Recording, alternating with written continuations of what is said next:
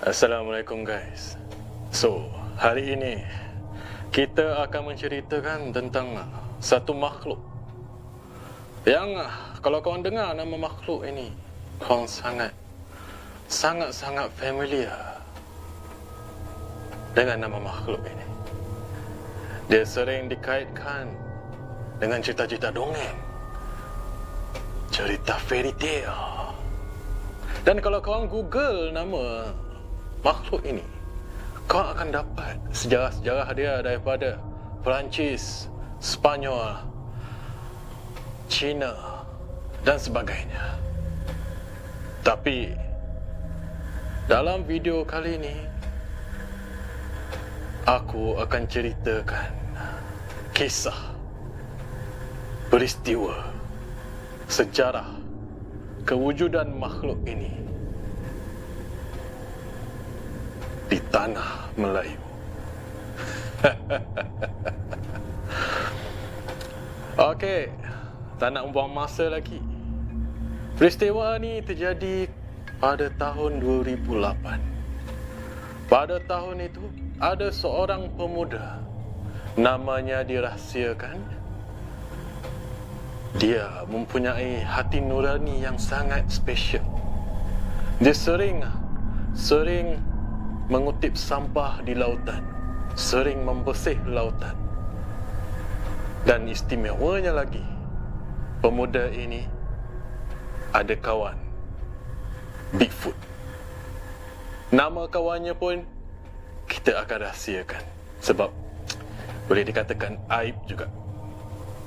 Jadi, cerita ini berlaku. Masa tu saya tak ingat hari apa, tapi diceritakan oleh pemuda tersebut. Waktu itu, dia ingin meminang kekasih hatinya. Maafkan saya kalau kamera saya ada out focus, on focus. Okey?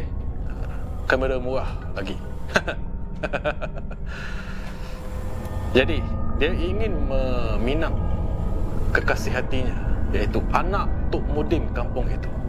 Dia duduk di kampung nelayan, kampung yang bukan di atas tanah, tetapi di atas air.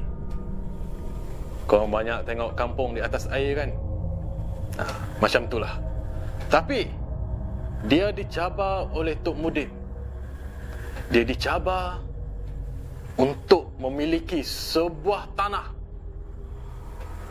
memiliki sebentang tanah, barulah dia dapat berkahwin dengan anaknya. Jadi pemuda ini dengan rasa semangat, dia ingin membuktikan kepada bakal bapa mertuanya yang dia akan memiliki tanah dan memiliki harta dan layak untuk digelar menantu Tok Mudin.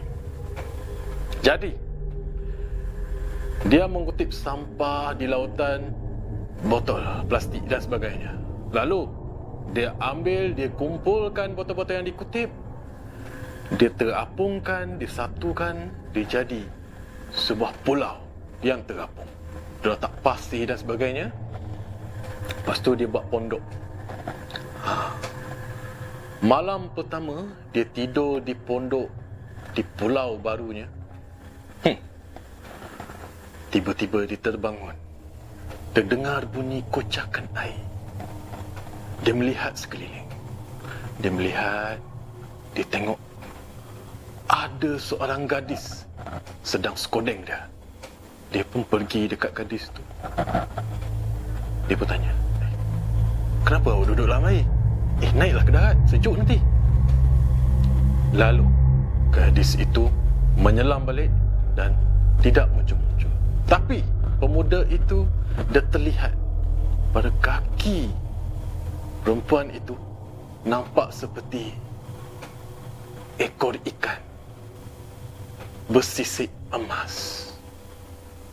Tak tahulah emas betul ataupun sisik itu warna emas, tapi yang penting warna emas. Lalu dia macam terkesima, lalu tidur.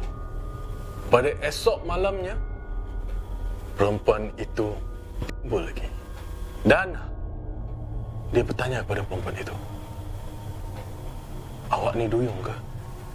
Tapi perempuan itu seakan-akan tidak mahu menjawab. Lalu dia try bahasa lain. Bahasa Cina, bahasa Sepanyol, bahasa Amerika Latin. Semua dia try. Tetapi akhirnya perempuan itu bercakap Melayu. Dan dia sembang. Dan disahkan perempuan itu memang duyung. Lalu diberikan cengkerang kepada pemuda itu. Katanya, kalau nak sembang-sembang lagi, tiup je, aku akan datang.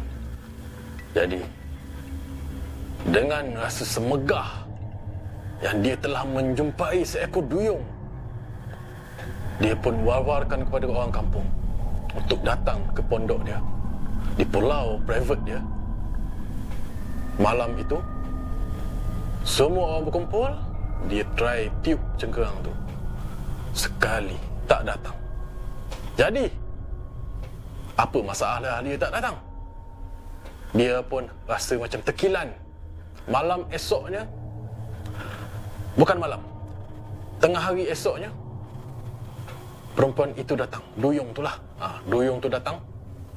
Tapi pemuda ini merajuk. Dan untuk memujuk pemuda ni, duyung itu ajak pemuda ini balik rumah dia. Lalu pemuda ini ikut sampailah di sebuah gua yang berair.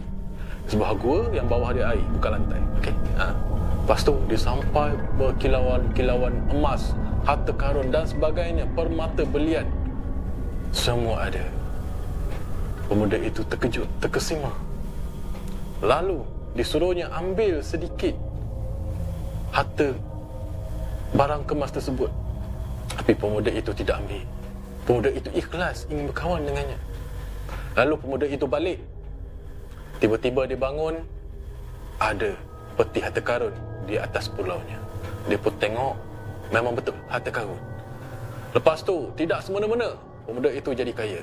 Dan dia pun akhirnya berkahwin dengan anak Tok Mudim. Kau percaya cerita ini?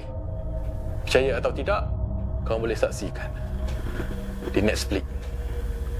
Tajuk dia Duyung. Lakonan Saiful Apek dengan Maya Karim. Tak percaya, kau pergi tengok.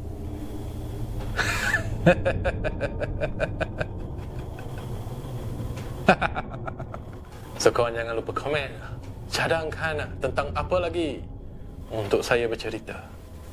Share, like, subscribe dan sebagainya.